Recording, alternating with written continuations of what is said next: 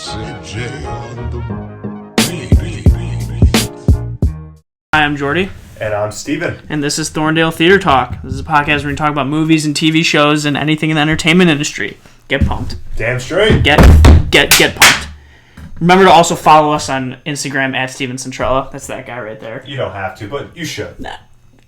Yeah, you should. You should. You're right. I thought you were going to say you don't have to, like it's fine, but you should. Yeah, you should. You should.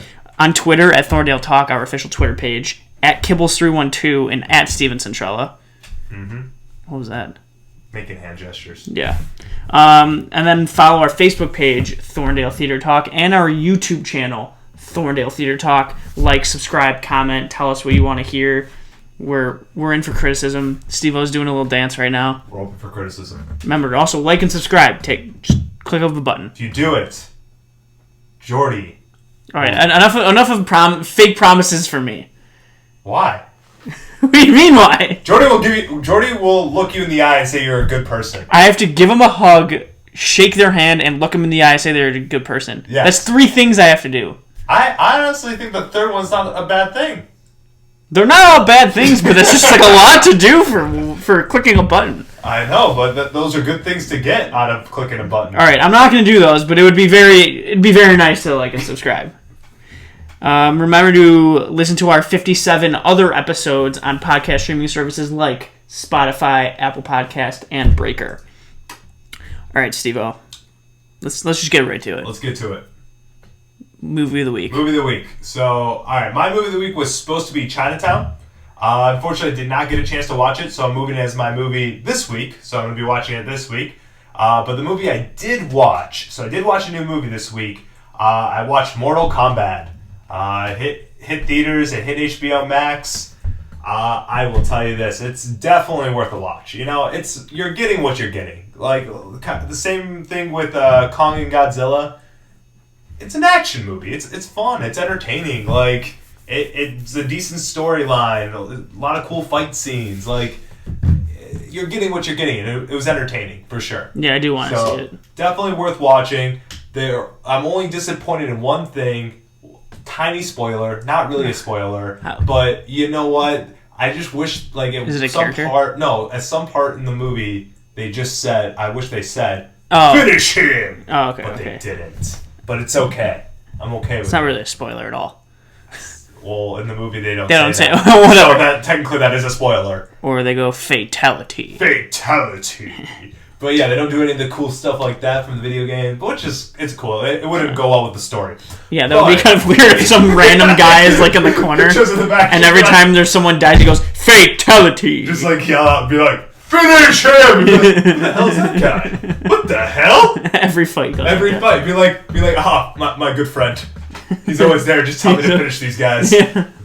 But Thank God, if it wasn't for him, I wouldn't be able to do it. I wouldn't be able to do it. Thank God for him. I wouldn't know what to do next. But yes, definitely worth watching. It's on HBO Max right now. If you have the HBO Max, it's on there free for 1 month, or it's also in theaters. So if you're comfortable going to the movie theater, definitely go there, check it out.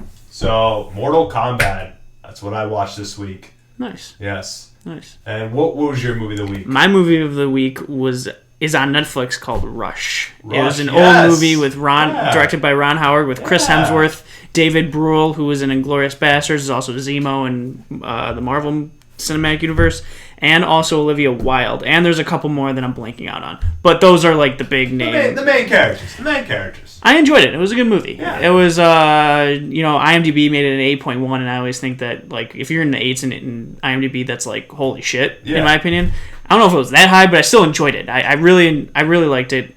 It's David Brühl is such a good actor. Yeah, he's such a good actor. Chris Hemsworth's great. It's a very entertaining movie about true story about 2 rival F1 Formula drivers. All right. And without spoiling it, it's very entertaining. They do a lot of races. You get to see one person's lifestyle compared to another one and how they approach driving. One's Chris Hemsworth's like a fun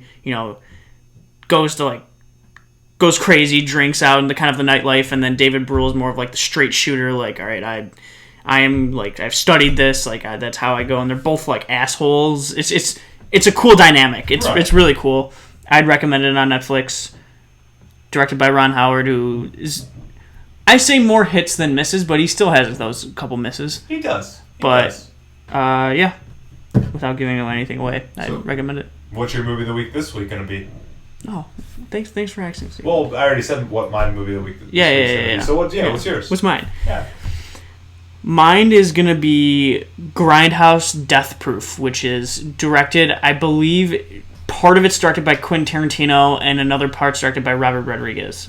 I could be wrong, but I'm pretty sure that is. And I don't know what it's about. All I know is that Kurt Russell's in it and that he's a stuntman. I don't know anything about it. It's on Amazon Prime. It's Tarantino, so at least it's considered like his lower tier movie, but I mean, you're comparing Tarantino movies, which is already it's already pretty a hard impressive. thing to do. So I'm excited since this is the only Tarantino movie I haven't seen. So it's on Amazon Prime. Prime of Amazon. Check it out. Pretty pumped. What was your movie of the week? My movie is going to be Chinatown.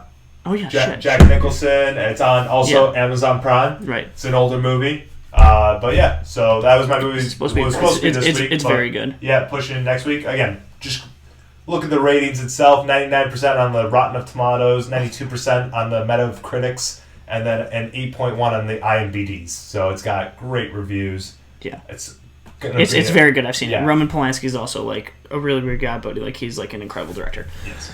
But so that'll be my movie for next week. All right, Steve-O, let's get to Falcon and the Winter Soldier's last episode. What we're gonna get into what now? Oh no. Run.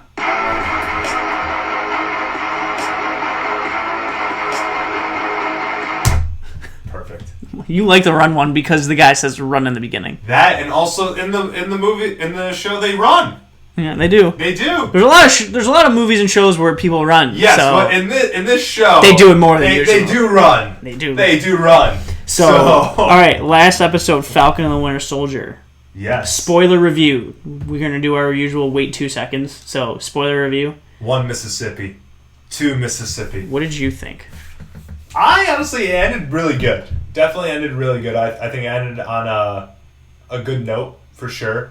The whole fight scene with Carly was too far gone. Like her, even like what she was fighting for is just like it was just blurred vision at that point, and So even like I would say even her followers, like you could even kind of tell they were hesitant, being like, like they just weren't sure to fully support it anymore. So she was losing just everything about it. But the fight scene with her and Sam was really good, just because like again, just shows how good of a person Sam is. Mm-hmm. Like Sam's character is just he's supposed to be Captain America. Yeah. And then also I do love John Walker, how he redeems himself. Like he does. Like I don't know. I'm letting you say your stuff. He redeems himself, and again, we'll see what happens with him in the future. But he definitely redeemed himself in that when push came to shove, he did the right thing. So kind of happy about that.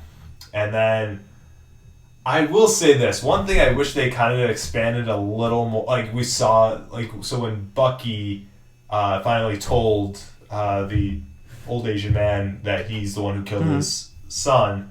I wish we saw a little more of that conversation. It was just a very glimpse, and I would prefer to see how the whole thing would have played out, because they were good friends, and I wanted to see how that would play out. And yeah, a lot of it again setting up for the future. So we'll see what happens, and then also Sam's speech at the end. He's not wrong, and honestly, that's what not trying to compare it to but that's what politics do in general. So yeah, that was my first take, my first instance after watching it. What about you? I think it kind of reminded me of WandaVision's final episode, where I liked it, but I was expecting more, because it's the climax season finale. You're like, oh, I want something else, and it was kind of lukewarm for me. I think that I enjoyed it. I mean, it was the right ending, how it should have been. I mean, like you said, Carly was way far out of the head. You saw that throughout the entire series, especially that conversation with Sam in episode 4, which was great. Yeah, that you just know that he's basically saying you're doing it for the wrong your wrong actions, completely out of the world, out of left field. What you're trying to fight for, your cause. Yes. makes sense. A world without borders. Yes. Makes sense. But the way you're doing it is completely wrong. yeah. So I thought Sam Wilson's costume for Captain America was pretty sick. That was pretty sick. I like the thing that I was a little lukewarm about was like, yeah, John Walker like quote unquote redeemed himself, but like, you know, he gets like shut down, like you're not Captain America. They didn't like suspend him or something. Like how the hell did he already get there? Like they didn't even show the transition of him. They just saw him get suspended and he talked to Julia Louis-Dreyfus and then like he just like is there. Yeah, he showed up because she's got the intel. True, but she's the one who has the intel, so she's your right. She's not exactly like Nick. But like Fury, everyone but like forgot about what happened. Like even Bucky and like Sam didn't even like acknowledge what went down with that. They needed the help. I know, but even afterwards, they didn't like do anything about it. He just like that whole the way John Walker's story ended was kind of, I think, a little like forced and fast, and it was like a little iffy. Yeah. I like that. I don't like that character. I like what they did with that character of how like the downfall happened, but I just didn't. I thought that the resolve was very fast and kind of like something that they could have definitely expanded upon with another episode. Yes. So again, rushing with the 6 episodes, don't get why. Like it's a TV show. Yeah, take your time. Say how like as much as it. I mean, it's obviously a 1-season show. That's what like this whole Marvel thing is, but build like take the time. Do another episode or 2. Like it's nothing wrong with that. No, I would agree with you that I'd feel that's like the one thing that's why I was like I really like what they did the downfall. That's still that shot in episode end of 4 with him with the blood on the like that episode 4 was probably my favorite episode. That was unbelievable. I think that was the best episode of this. Like 3 and 4, they were both great. I like that Zemo still has control, like killing the rest of the Flag Smashers. Zemo. It says that he was in the Rift. The Raft. I thought he is that in Wakanda. No. That's the prison from Civil War where they. Oh yeah, then why did Wakanda have to bring him in? They brought him there. Yeah, why did? Because they thought because the whole thing when the lady from Wakanda come in and say like we want to bring Zemo. Like, back to prison. Oh, they just want him back to prison. Okay. I thought it was like they wanted him in their prison. No. They wanted him just back in prison. Okay. It didn't matter. So they put him in a much more like tough prison. So yeah. But yeah, I just think the John Walker thing was a little and like Julia Louis-Dreyfus. There's like I get that it's like mystery. It's like you still don't know it. You call him the U.S. agent because I know that's like in the comics he's like referred to as like the U.S. agent. It seems like they might be like kind of not knowing. I didn't read any of the comics. That U.S. agent's kind of like a vigilante. Like they'll probably like kill if they have to, kind of a thing. Which is like not what Sam Wilson will probably be. So that'll be like kind of a clashing ideal. But I still enjoyed the ending. I just didn't like how forceful his character ended. Bucky was fine. Like I like how. I think they did. I didn't want to see it dragged out a little bit because that conversation would have happened. You know where that was going to go. You obviously also see the aftermath of him seeing him in the restaurant, and like he knows that like he can't talk to him anymore. It's just like that's such a. But I still can't want do to it. See the conversation play out. Oh no, I think they did it well like that. And then he's done with the list. It would have been cool if they added maybe a little bit more on that because I think that's a cool like. Interaction with him, the other. I would agree with you. They definitely kind of rushed a lot of things, which is fine because that's not the point of the show, though. That was not the point of the show. Was like Bucky's thing. No. But like they could have done some cool. Sure. Playing out some more characters, playing out John Walker and the redemption a little more. Yeah. And then like stuff like that. They definitely. I would agree. I mean, you saw the redemption because the truck was going down. And John Walker could have even chosen to run after Carly or save the people up there, and he did. He did. I mean. Well, I'm more interested of where they're gonna go with that. Yeah, I am too. We'll see what happens. But yeah, and like I enjoyed the last episode. I still liked it. The series was good. So I liked them. I liked the obviously the message and like the Sam's ending speech was great. I would say between WandaVision and WandaVision. You say WandaVision's a better show. Yeah. Okay. Okay. Yeah. I like how how different it was at first. Even though I thought it was like boring the first 2 episodes, you get what they were doing. Yeah. I like the emotional impact that Wanda had more of it. You kind of see her past much more, and you know how like she's gonna be one of the stronger. She has been, but you kind of like she growing into her own more. Her own. Yeah. And then that, I mean, spoiler alert, but Vision's not technically dead. Yeah.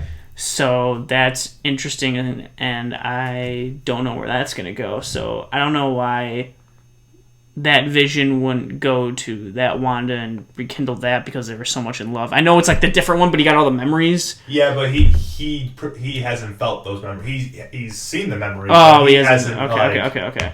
So, and Wanda has no idea that that's a thing. Yeah, I'm pretty sure. The whole point of the first Vision, he was being more than just a robot. I know. He was feeling it. I know. And so the new Vision, he hasn't had that moment yet. Yeah. So, but it's good. I think Loki was the number out of those 3 was my favorite trailer that I saw and then more excited for. So I'm pumped for that. I say we gotta wait till Loki happens and then we'll compare all 3. Yeah. But so far, I will say this: I think Falcon Winter Soldier more is happening, so it's definitely more like I would say entertaining. I would say, but I would agree with you. WandaVision is probably the better story.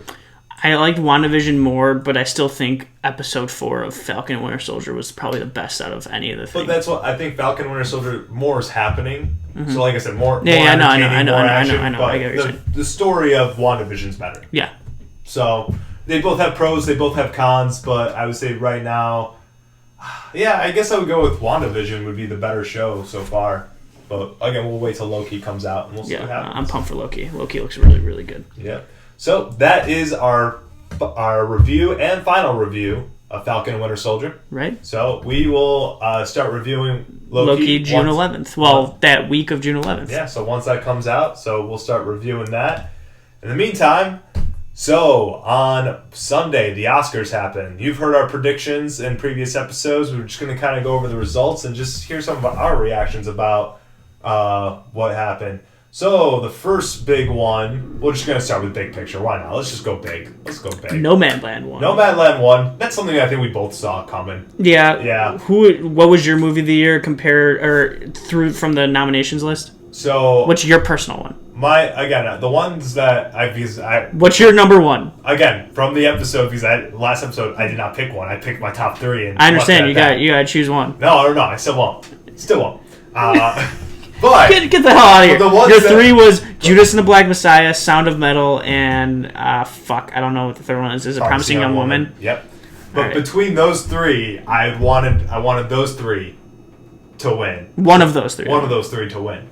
So unfortunately, none of them. Screw you for not choosing one. My movie of the year from the list is Sound of Metal, and I wish that. I mean, I knew it wasn't going to win, but.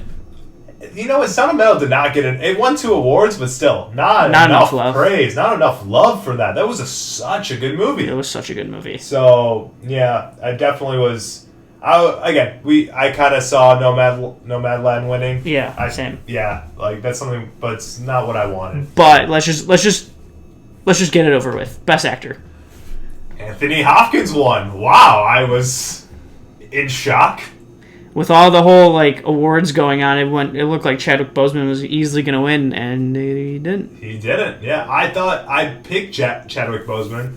I talk about how I want Riz Ahmed to win. That's who I wanted to win. That's who I wanted to win too. But I did not see Anthony Hopkins winning. That came out of nowhere for me because I didn't see The Father, so I have no idea. Well, again, he plays a very interesting character. The whole story premise is so interesting because. It's again about an Alzheimer's patient, but you're seeing everything from his eyes. Yeah, right. It's a good concept movie, but I still think Riz Ahmed was a better performance. He was so good. I'm gonna still say this. I think Chadwick Boseman and Riz Ahmed's performances were better than Anthony Hopkins. Anthony Hopkins, not saying not deserving. He did do a great job, but I think those 2 did better. You would choose one of those. I would choose between those 2. But yeah, so... Also, another shocker. We're just going to fire this out. Best Actress, Frances McDormand. Again, it's not that she's not deserving, but I think both Vanessa Kirby and Carey Mulligan and Viola Davis all did a better job. I didn't see Ma Rainey's Black Bottom, and I didn't see The United States versus Billie Holiday, which I heard Andra Day is also amazing in it. She's amazing in it. So, from what I've seen, I thought Vanessa Kirby and Carey Mulligan, I wish one of them deserved it, or not deserved it. I wish one of them got it. Not, like I said, not saying Frances McDormand was bad. She's Frances McDormand. She's one of the best actresses out there, and she was very good in Nomadland, but I just didn't expect that happening. That's all. It's one of those things also because both Anthony Hopkins and Frances McDormand, they are like seasoned vets, like, and they've won before. So I think that's also the reason why I didn't think they would.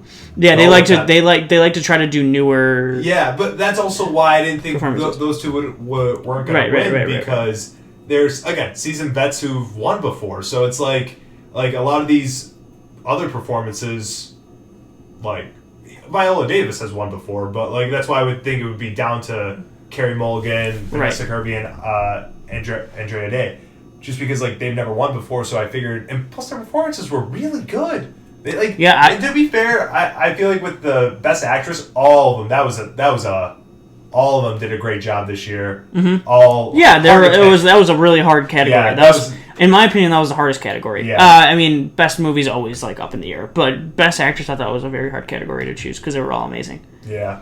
But all right, let's keep. So then, Best Supporting Actress. So went from the grandma from Minari? Yeah. She was really good. She was really good. That one.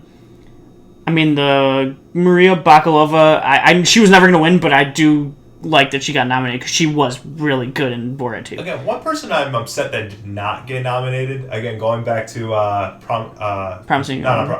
Piece of a Woman. Oh, the mom? Yeah. I'm forgetting her name. Yeah, she was really good. Yeah, I don't know if she was a standout, though. I think she should have been nominated, though. I never saw The Father, so I don't know if Olivia Colman should have been nominated. No, she Amanda should've. Seyfried should have been nominated. She was phenomenal in Mank. I can't pronounce the woman. Close. No, the woman from Minari, the grandmother that won. She was phenomenal. She was. She had Glenn Close. I never saw Hillbilly Elegy, so I can't say. Yeah. I do think Maria Bakalova. It's hard to get those nominations. Yeah. But she should have won. The mom from Pieces of a Woman should have frickin' won for Requiem for a Dream because she was unbelievable in Requiem for a Dream, but I'm pretty sure she didn't win. So she gets snubbed. She got snubbed. So for Best Director, Chloe Zhao. We all saw that coming. Chloe Zhao, Nomadland. That was obvious. Again, I think I picked her. I think she deserved it. I picked her, but again, I would have liked to see again.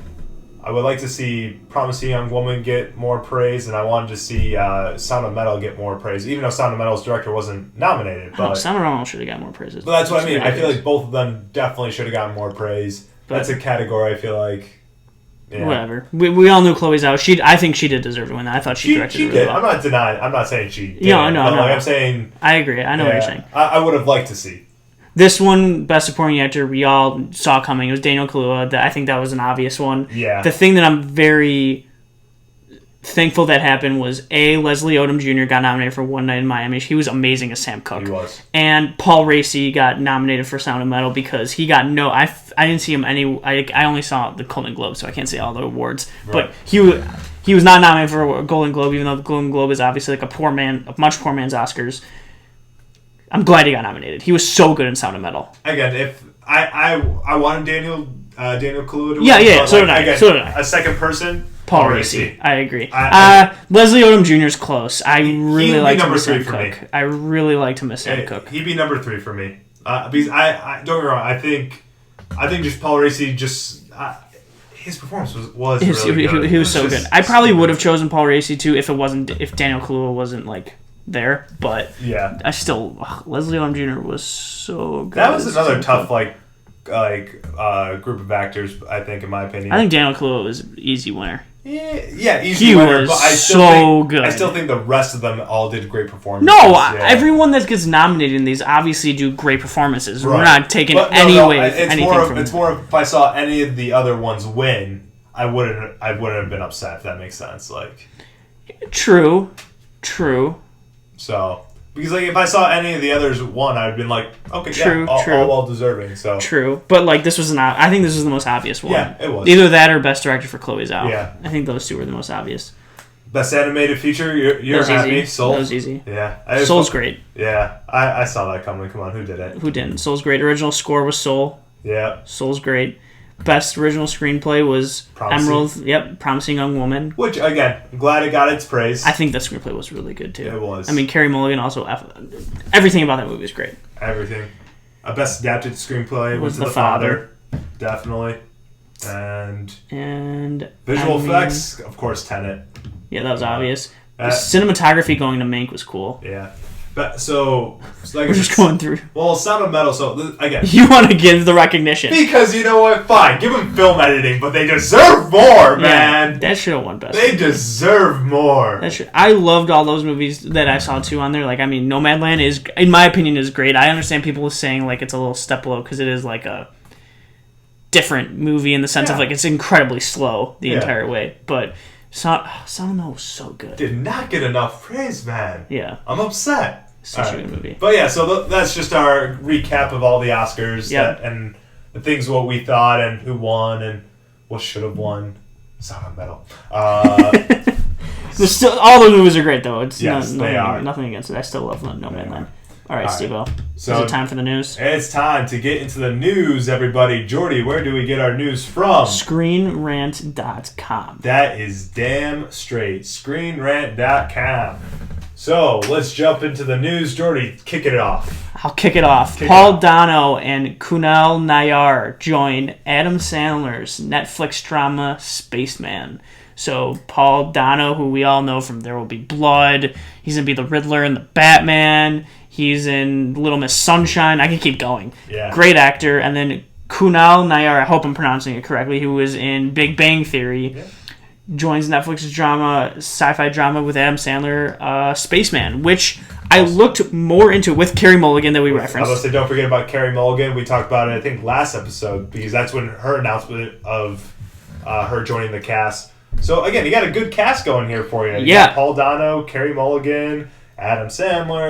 I looked more into it, and the director, his name is, I think it's pronounced Johan Renck, or Rank, his resume. He did Chernobyl. I think he did all 5 episodes of Chernobyl. Okay. He did a lot of Breaking Bad. He did David Bowie stuff, which is cool. That is some cool stuff. And he did some Walking Dead. So, like, he's got some, He's got some some like, nothing, like, chops. amazing, but, like, this is his first big... I feel like this will be his first movie with big name actors in it, so You know, I'm I'm excited. pretty I I'm think pretty this pumped. is going to actually be a good Adam Sandler this like movie. might be a good movie. This might be a good Adam We Sandler don't know though. movie. We don't know. don't. I looked at the writer, and I don't think the writer has. He didn't do anything bad. He just doesn't have a lot on his resume, so we'll Right. see. But I'm excited. Hey, you know, it's moving in right directions, and you Yeah. know, so we'll see. Well, again, we'll keep And, tabs of what's going on here. What seems hopefully to see is that after Uncut Gems, as Adam Sandler's performance in Uncut Gems, you're like another. Because everyone's like, oh, Punch Drunk Love was like one in a few. Like 'cause Yeah. he was great in Punch Drunk Love. He was. And you're all like, oh, that was Paul Thomas Anderson because he like wrote it basically, and Adam Sandler was perfect. And then we did Reign Over Me, which is like not the story wasn't good, but great. his performance. I thought he was great. good. I thought he was a good performer. I and thought then, I thought his performance was really good. but then Uncut Gems just blew everyone out of the water. So hopefully he gets more good drama Yep. gigs, not just drama gigs. I mean everything. I love Adam Sandler, so Also, it's cool to see that. I'm gonna just give a shout. Paul Dano, like he's getting all Paul these, Dano's awesome. but he's getting all these good, like just recently all these big projects. I'm happy for him. Yeah, I mean he did that. Brian, do you do the Brian? Wasn't he Brian Wilson? Brian Wilson. Or Yeah, no? yeah. Yeah. And Love and Mercy. Yeah, Love and Mercy. So good. Yep. Paul Dano is a great actor, and so I'm glad he's getting other more roles. I felt like there was like a little bit of a break where you didn't see him a lot. But that's and what I then mean. Like he's back in it. he's getting like a lot of these big projects now, and I'm like really happy because Yeah. he's such a He's a really good actor. Good actor. Good actor. All right, moving on. Moving on. So, Anthony Bourdain's documentary movie is releasing this summer. So, the documentary about world chef Anthony Bourdain will be premiering in theaters this July, and also on will be streaming on CNN and HBO Max. Yeah, that's pretty sad. So- I don't know if I'm gonna I might watch it. I'll watch it. Come Yeah. on. Sure, it's gonna be sad, but it's I know. Anthony Bourdain. I know. And then again, it's Sure. also gonna be on the Max of HBO and apparently CNN. Okay, interesting. Whatever. Something to look out for. Something to look out for this summer. Some summer stuff. Next piece of news, something that's very interesting. So Adam McKay compares his new film, Don't Look Up, to his other two films, The Other Guys and The Big Short. So Adam McKay, who wrote and directed, or just wrote? This one? The new one? Big Short and Other Guys. I don't know if he wrote The Big Short, but he definitely co-wrote The Other Guys. So he co-wrote The Other Guys, but directed both movies. I'll look. Keep going. So he's comparing his new film to those movies. His new film, Don't Look Up. So he wrote the screenplay for Big Short also. Oh, okay. So there you I think go. he co-wrote Big Short. He co-wrote Big Short. Yeah. So there you go. So yeah, he's comparing his. Yeah, it's high praise. Some high praise. I mean, The Other Guys is, I think, hilarious. The Big is. Short, as a whole, I think is. I can't say. I don't know if it's hard to compare. I mean, Big Short is also kind of a comedy, but like. I think Big Short is just a great movie. Yeah, no, it's a great movie. But I'm just saying, great I was gonna movie. say it might be his best movie that he did. Probably. So, high praise. But when you look at Don't Look Up's cast, I'll just, you know what? I don't know why I didn't leave it up. We're gonna read the cast. Can I just do it? Yeah, read the cast because Adam McKay also alone wrote and directed this movie that's coming out. It's gonna be on Netflix also. Yeah. So he's giving it high praise, but here's the cast. The cast: Leonardo DiCaprio, all right, Jennifer Lawrence, all right, Cate Blanchett, Timothy Chalamet, Meryl Streep, Jonah Hill, Mark Rylance, who's great, Ariana Grande, Tyler Perry, Kid Cudi, and that's just a quick glance of all of it. So his movie, this might be his best movie. We'll see, though. We'll see. But this like, might be his best movie. But like Netflix, the fact that Netflix got this is you got to go all in on this one. All right. And it is labeled as a comedy. It is a comedy. Don't Look Up. So when is this? When is it supposed to be releasing? I think it's in December. It doesn't say on IMDb. Doesn't say. Well, but I could be wrong, but I'm pretty confident it's late in the year, like December or November. Well, just be on the lookout for that movie. Don't Look Up. So, all right. Next piece of news. Jumping. So Wonder Woman 1984 will return to HBO Max in May. Mm-hmm. So the movie that came out Christmas just feels like just yesterday, but really it was wild. It was kind of a while a few ago. months ago. But yeah, we'll be returning to HBO Max. So if you did not get a chance to watch it when it first was released or in theaters, you'll get the chance. Look, a lot of people didn't like that movie, and I get it, but like it's a fun action movie. I thought it was good. It's fine. I thought it was good. Yeah, just like I mean, there's a lot of like ridiculous things that happen. I get it, but I still enjoyed it for what it was. Like I said in the review when we did it, I think people's expectations were just too high. True, but there were some stuff in it that were... Agree, but I think the expectations were too high because the first Wonder Woman was so good. Out of nowhere good. Out of nowhere good, so you're just thinking like, oh, it's just gotta go top. I think it was a good movie, but I think you built I can see why Wonder Woman is... You would say it's a good movie? I would say it's worth watching. Yes. No, it's entertaining. I'll say it's entertaining. Yes. Yeah. There's some stuff that are like, but I still, I'm glad I saw it. If you're gonna ask me which one, like Wonder Woman, it's not even a question. That's not even a question. Which one's better? That shouldn't even be the first one. Yeah, it's not even a comparison. Again, are both still good? Yes. Yeah. So if you haven't seen the movie, you could check it out this May. Next piece of news, Jordy, you take it away. Indiana Jones 5 casts Avengers Age of Ultron actor Thomas Kretschmann. So, I mean, I wouldn't say Avengers Age of Ultron, but sure, I mean, he is in it. I don't know if that would be like the big thing. He's in that. He was in Pianist, you said. Yeah, he plays the German officer that saves Adrian Brody's life. He's in a lot of like big name new movies as like minor characters. Yes. So he's got cast in Indiana Jones 5 along with I am blanking out. Harrison Ford. No, but the newer one. Oh, Mads Mikkelsen's just Mads in it. Mikkelsen. Sorry, yeah, I know Harrison Ford's in it. I was just trying to think of the harder one. Harrison Ford, Mads Mikkelsen, and then Phoebe Waller-Bridge. Yes. I think. Okay, it's been a rough 4 45 seconds just now for me. That's so, I mean, and directed by James Mangold, who I really, really like. It's coming out next summer. I'll say this: Indiana Jones 5 will, I think, easily will be better than last Indiana Jones. If it isn't, I don't know what I would do with myself. That's all I gotta say. That's all I'll say. Clearly, if it isn't better, I don't know what I'd do with this myself. one will be better than the last one. There's no doubt. If it doesn't, then wow. Wow. And I'm happy that Spielberg... No, I shouldn't say I'm happy. That sounds terrible. I think Spielberg understands, like, all right, things have changed from the first 3 Indiana Jones and movie-wise and, like, adventure things, and 4 didn't pan out to what he wanted it to be, and he knows that, all right, I gotta find a different director who understands the genre and understands how movies are made, and James Mangold's, like, one of the best directors right now. So best skills awareness, and that's what he has. Good awareness. Yeah. So I'm excited for Indiana Jones 5. Well, and now next piece of news. So Game of Thrones prequel House of the Dragon starts production yesterday, Monday. So yeah, they had their first table reading.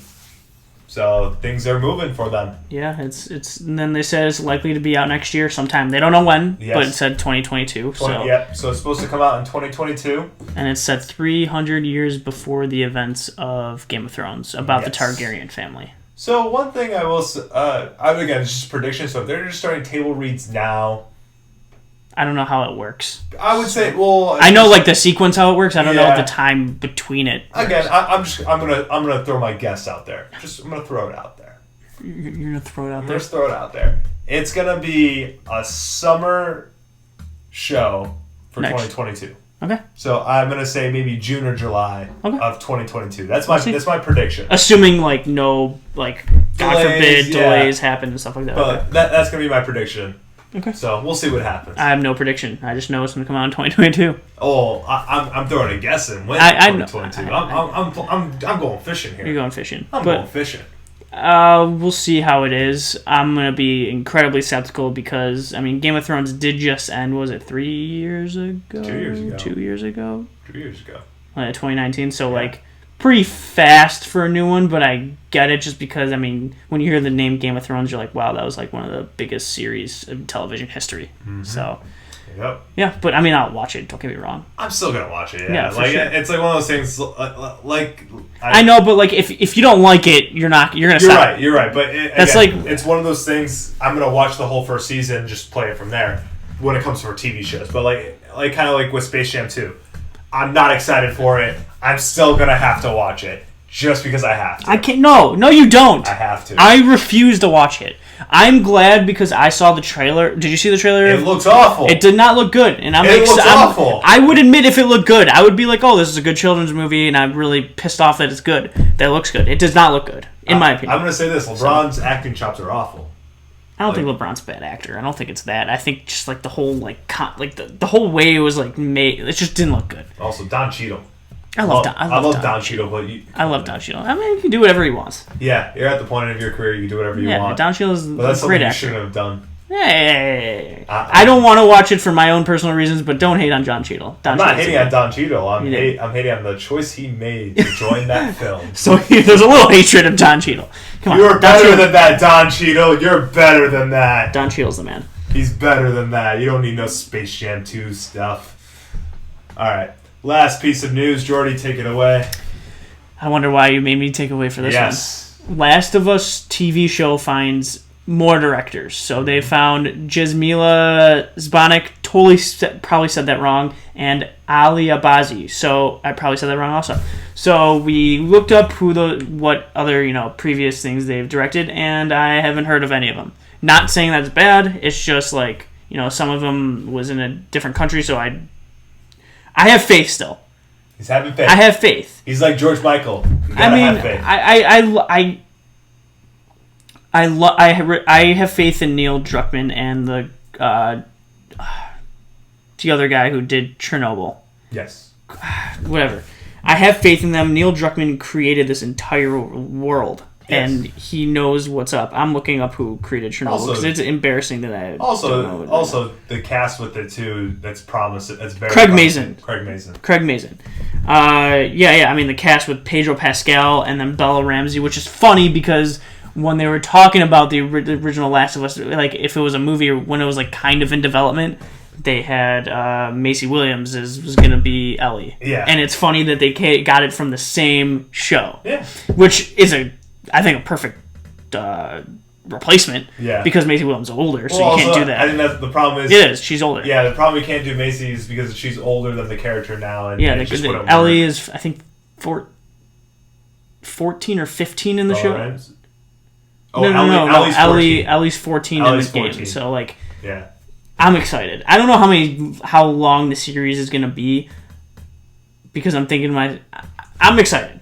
I'm pumped. George's still excited. You have to. No-name it is one of the directors, best storytelling still in any medium, in my opinion. And it's like, okay, it's another post-apocalyptic world, right? But the things that happen in the game are so morale-changing that you don't see in a post-apocalyptic world. Right. So, and it's like very linear. Here, so like, I'll tell you so this. I'm excited. I'll tell you this. Straight out, I'll give you this.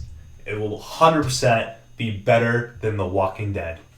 Done. Oh wow, I mean, Walking Dead first. That's. I hope it's better than Walking Dead. It will be. And Because I mean, Walking Dead's too choppy. it is very choppy. It had like first 2 or 3 good seasons. First 3 seasons were good. Good. They were good. I don't know if I'd say they're amazing, but they were good. They were good. They were good television. Yes. Good show to watch. It fell off for me in 5, and then I got back into I was it. going to say 4 kind of fell off for me. Which one was the governor coming back? That was 4. Horrible season. I hated that season. Horrible I thought that was 5. No, yeah. 5 was That was I don't remember it. I'm trying. That's when they first get to Alexandria and the whole throat cutting things. Whatever. But all right, yes. But I'll tell you this. I will say Last of Us, calling it right now, will be a better show than The Walking Dead. I'm also excited to see what else, like what Pedro Pascal brings into Joel. Because, like, I mean, I think his name was Troy Baker, who did Joel in the games, like, you know, had Neil Druckmann had his, like, iteration of it, and then, you know, you come with a different actor in a live action, they can bring their own chops to the character. So I'm excited. And same with Bella Ramsey.